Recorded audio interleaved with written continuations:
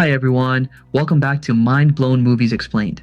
Today, we're diving into Schindler's List, a 1993 American epic historical war drama film. Warning, spoilers ahead. Don't forget to subscribe, just one click helps the channel and it's completely free. And you'll get more epic movie explanations in your feed. The film opened in German-occupied Kraków during World War II.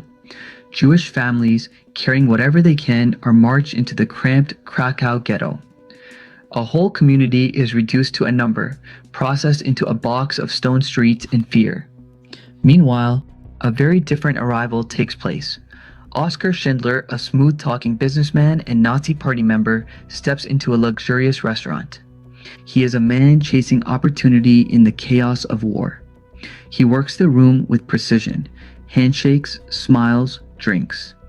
Every officer he flatters becomes a stepping stone toward his goal.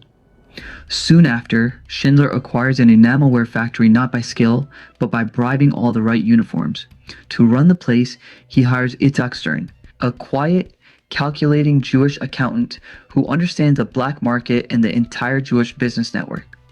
Schindler cares about profit. Stern cares about people. Together, they form a partnership built on different motives, but headed toward the same destiny. Stern carefully directs Jewish workers into Schindler's factory. For them, this job becomes a lifeline because essential workers cannot be easily shipped to death camps. Schindler, meanwhile, enjoys his new position. Fine suits, fine liquor, officers at his table. He is a businessman thriving in wartime. But outside his office walls, the noose tightens. SS officer Amon Göth arrives to oversee the construction of the Plaszow labor camp.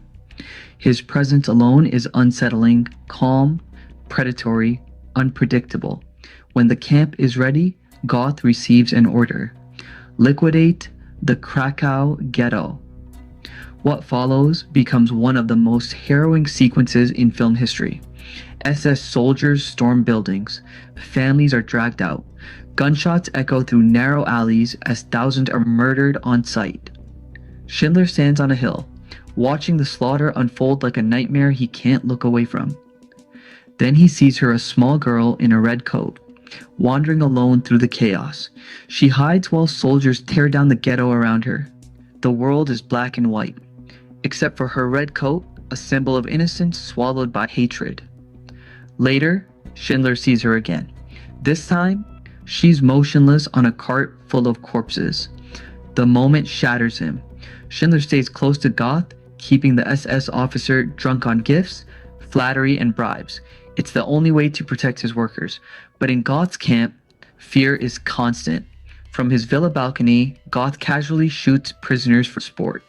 He torments his maid, Helen Hirsch, showcasing cruelty without reason. Schindler's priorities shift. Profit takes a backseat as he begins using his influence and his money to save lives. Every bribe becomes a shield. Every worker becomes a mission. Schindler convinces Göth to allow a small sub-camp to be built inside his factory. It costs him heavily, but it removes his workers from Göth's daily brutality. Hope starts to grow. Quietly, carefully. As the war turns against Germany, the Nazis attempt to erase evidence of their crimes. Before we dive deeper, make sure to hit that subscribe button so you never miss our movie breakdown. Subscription is completely free but means the world to us. Göth receives new orders. Close Plaszow. Ship all Jews to Auschwitz. Auschwitz a destination with no return. Schindler acts immediately. He proposes relocating his entire workforce to a new munitions factory in Brunlitz, near his hometown. Göth agrees, but only in exchange for an enormous bribe. Now comes the task that will define Schindler's legacy, popularly known as the Schindler's List. Stern and Schindler sit together, writing names, one by one, worker by worker. This becomes Schindler's List: 1,100 Jews who will be sent to Brunlitz instead of Auschwitz. Names transformed into lifelines, but nothing goes smoothly. As the selected workers board trains for Brunlitz, the men arrive safely. The women and girls do not. Their transport is misdirected to Auschwitz-Birkenau. They are pulled into the machinery of death, shaved, processed, and prepared for extermination. Schindler rushes to the camp, bribing Commandant Rudolf Höss with diamonds to release them. Their escape from the gas chambers becomes one of the film's most agonizing moments. At the new factory, Schindler sets strict rules. No SS guard enters without his permission. No worker is mistreated. And the Sabbath is observed freely. For 7 months, Schindler spends every last coin he has bribing officials and secretly buying useless shell casings from other companies.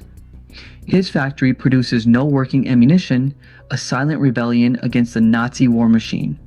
By 1945, he is broke, and the war is ending. Germany surrender.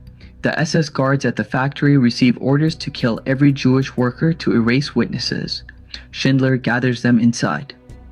He tells them to go home to return to their families and remember they have a choice beyond the orders they're given. Astonishingly, the guards leave without firing a shot. As a Nazi Party member and war profiteer, Schindler must flee before the Soviets arrive. If he stays, he will be imprisoned or worse. The Jewish workers gather to thank him. Stern presents him with a letter, signed by all of them, testifying that he saved lives. Then they give him a ring with an inscription: "Whoever saves one life saves the world entire." Schindler breaks down, overwhelmed with guilt, convinced he could have saved more. The workers comfort him as he and his wife quietly slip away into the night. Morning. A Soviet officer rides into the factory. "You have been liberated," he announces. He warns them not to go east. They hate you there. And the surviving Schindler Juden walk into an uncertain future, free but forever changed. Post-war history plays out in quiet text. Amon Göth is executed for crimes against humanity. Oskar and Emily Schindler are recognized as righteous among the nations. A tree is planted in his honor in Israel. Finally, the film transitions to real footage. The surviving Schindler Juden, along with the actors who portrayed them, visit Schindler's grave, placing stones upon it, a symbol of eternal memory. Liam Neeson, representing the man he portrayed, lays 2 roses. The story ends not with the tragedy of the Holocaust, but with the legacy of one man who chose to stand against it. This is considered to be one of the best movies ever made. Would you sacrifice your wealth and go broke to save an entire race? Or did Schindler do that just to clear his conscience? Let us know your stake in the comment section. And thanks for watching. If you enjoyed this breakdown, subscribe for more thriller, action, and mind-twisting movie explanations every single day. See you in the next one.